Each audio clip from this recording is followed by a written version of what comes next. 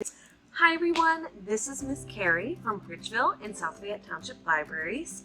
I'm super excited to do this series with you that talks about the basics of stitching and cross stitching and embroidery and what to know about that.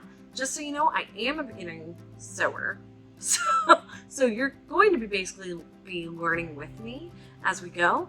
If there are better ways to do this, I would love to hear about them. So feel free to give me a shout out or comment or let me know if there's a better way to do some of these stitches or some of the things that I'm doing, like threading needles or anything like that.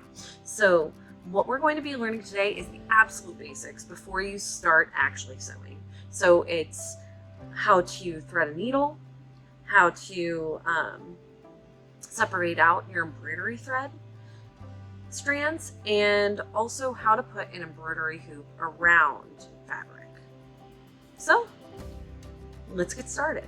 So the first thing that we're going to look at is how to separate out the different threads in your embroidery thread. Usually embroidery thread has about 6 to 7 strings of thread in it. And what you can do is whenever you see the different threads, you want to separate them out like this at first. What I typically do is between both of my hands, separate it out like this, and you'll get a little bit of tension. It looked like it was bunching up. Before it knotted,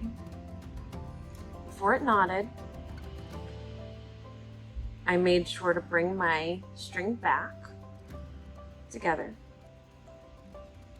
And once again, I want to provide tension with the string. And then I just keep going until it bunches up again. Bring them back up together and see it separated out really quick so that it didn't knot.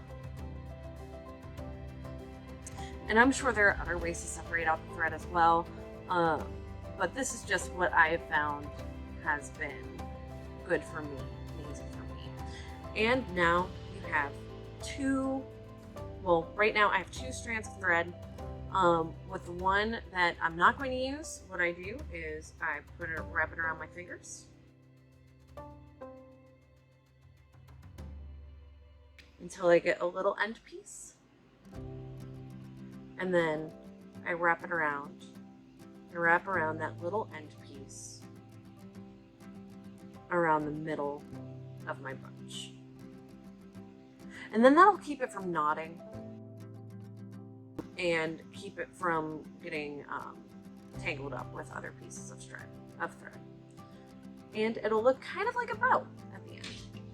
Now that you have your thread separated out, what you want to do next is you want to thread your needle. So the thing to know about this is that every single needle has an eye to it, and some of them are larger than others.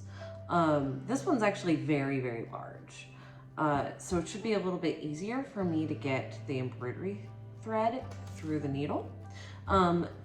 Also, embroidery thread's a little tricky to thread through your needle just because it has multiple strands. So what might seem a little crazy is what I do is I actually don't face the eye towards me like this. I face it kind of off to the side and thread my needle that way. All right, and then what I like to do is I like to put my 2 ends together for the strand, and I like to double knot it. If you have young children that can't knot yet, or if you have trouble knotting from a physical disability or anything like that, what you can do is take your end strands and then wrap string around your finger and then kind of twist it off of your finger.